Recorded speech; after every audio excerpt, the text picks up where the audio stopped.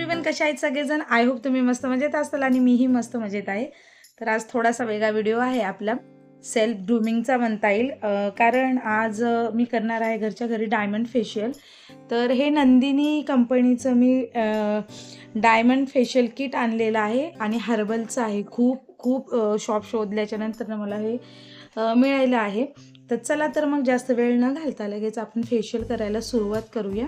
ह्याच्यामध्ये एकूण 5 स्टेप आहेत बरं का.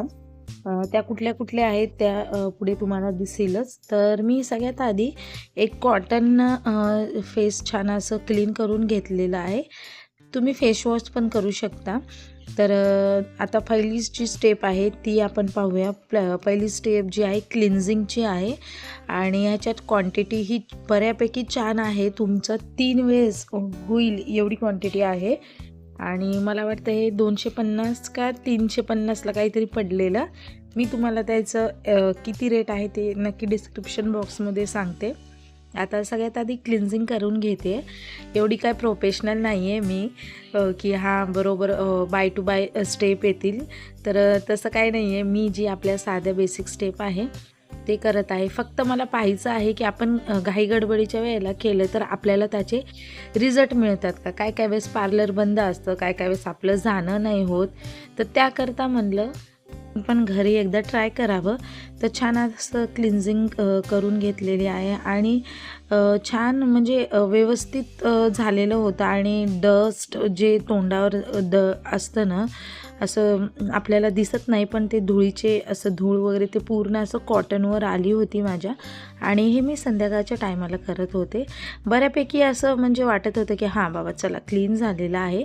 आता दुसरी जी स्टेप आहे ती आहे स्क्रब करण्याची. तर मी आपले जे एव्हर यूजचे स्क्रब येतात ना तेच यूज करत होते. पण पहिल्यांदा मी आता ह्याच्यातलं करणार होते. आणि ह्याचे जेवढेसुद्धा प्रोडक्ट होते ना ते सगळेच्या सगळे व्हाईट कलरचेच होते. सगळे व्हाईट कलरचे होते. कोणतंही असं दुसरं कलर नव्हता. तर डायमंड म्हणल्यावर व्हाईटच असणार. तर सगळे व्हाईट कलरचे होते.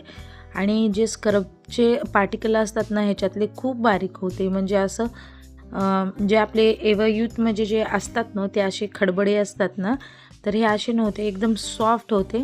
आणि जसं जसं मी करत होते ना तसं मला जाणवत होतं की ते कधी कधी असे रखरख लागतात. हे तसे नव्हते आणि पूर्ण व्हाईट होतं बघू शकता तुम्ही. आणि लगेच मी त्याच कॉटननं पुसून घेतलेलं होतं. तुम्हाला पाहिजे तर तुम्ही चेहरा वॉश करून घेऊ शकता. तर मला बघायचं होतं की अरे हां खरंच आहेत का रिझल्ट. तर आहेत बरं का रिझल्ट. तर व्यवस्थित बघा तुम्हालाही दिसत असेल एकदम असा काय म्हणतात फ्रेश आणि असं क्लीन झाल्यासारखा वाटतो आहे. आणि इथं मला एक सांगायचं आहे, कुठलंच प्रोडक्ट आपल्याला गोरं बनवू शकत नाही बरं का.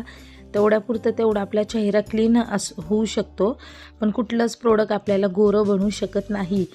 तर स्टेप नंबर 3 जी आहे ती आहे मसाज क्रीम. तर मसाज क्रीम अप्लाय करायचं. जेवढे स्टेप तुम्हाला येतील तेवढ्या करायचं. आणि एकदम ही जेव्हा मी मसाज क्रीम अप्लाय केली ना चेहऱ्यावरती एवढं थंडगार लागलं आणि एकदम असं आराम असल्यासारखं वाटलं बरं का. तर जेवढ्या मला येतात तेवढ्या मी स्टेप करायचा प्रयत्न करत होते बघू शकता तुम्ही.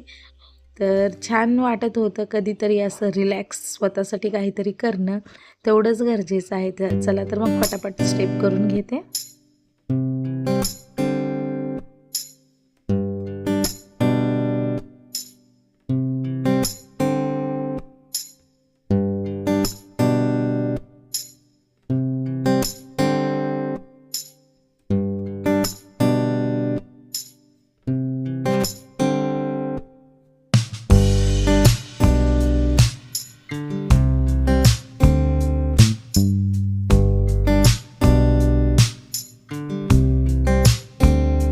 एवढ्याही स्टेप तुम्ही आत्ता पाहिलेल्या आहेत त्या मी पण यूट्यूबवर बघूनच शिकलेल्या आहेत. असं प्रोफेशनल वगैरे मला काही नाही आहेत बरं का.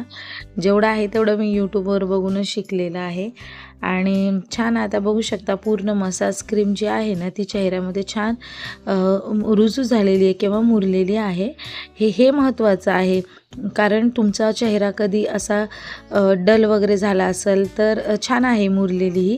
तर स्टेप फोर जी आहे ते मास्क होतं हे, तर ते मास्क आता अप्लाय करायचं होतं आणि त्याच्यावर डिस्ट्रिक्शन म्हणजे सगळं दिले होते की किती वेळ ठेवायचं, काय ठेवायचं. तर मास्क हा 15 मिनिट ठेवायचा होता. अगेन ह्याची पॅकिंग खूप छान आहे. प्रत्येक जे प्रोडक्ट आहेत ना त्याच्या पॅकिंग खूप छान आहे. थोडंसुद्धा प्रोडक्ट कुठंही लीक झालं नव्हतं बरं का.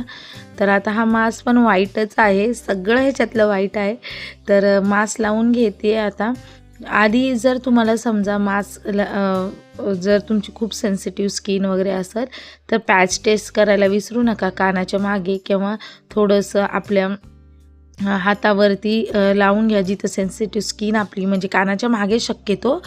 तर त्याच्यावरनं तुम्हाला कळेल की तुमच्या चेहऱ्यावरती ती सूट होणार आहे की नाही. तर माझ्या चेहऱ्यावरती सूट झाली म्हणजे तुमच्या चेहऱ्यावरती होणार असं नाही बरं का. तर तुम्ही पॅच टेस्ट करा आणि मगच यूज करा. आणि मास्क जवळपास सुकलेलं होतं आणि मी त्याला ह्या कॉटनच पुसला. अगेन जर तुम्हाला फेस स्वच्छ वॉश करायचा असेल तर तुम्ही करू शकता. एक तर मला थंडी वाजायला ती त्याकरता मी कॉटनचाच उपयोग करत होते. आणि छान असा मला तर इन्स्टंट रिझल्ट किंवा इन्स्टंट ग्लो जे म्हणतात ते जाणवलं बरं का. आणि सगळ्यात शेवटची जी स्टेप होती ती लोशन होतं. लोशन तुम्ही स्किप करून तुमच्याकडं कुठलं मॉइश्चरायझर तुम्ही अप्लाय करत असाल तर तेही करू शकता, पण शक्यतो ह्याच्यातलंच लोशन वापरा म्हणजे पूर्ण रिझल्ट आपल्याला दिसला. आणि भरपूर असं मी लोशन अप्लाय करून घेतलेलं आहे. आणि जेव्हा मी लोशन लावलं ना त्यावेळेस एवढी स्किन माझी अशी सॉफ्ट झाली आणि मी इकडं सोहमला बडबड करत होती, तो बसलेला पाहत तिथे. तर चेहरा एकदम स्मूथ झालता, ग्लो बऱ्यापैकी आलता, पण चेहरा स्मूथ झालता. तर आशा करते आजचा व्हिडिओ आवडला असेल तर नक्की चॅनलला सबस्क्राईब, लाईक आणि शेअर करा. बाय.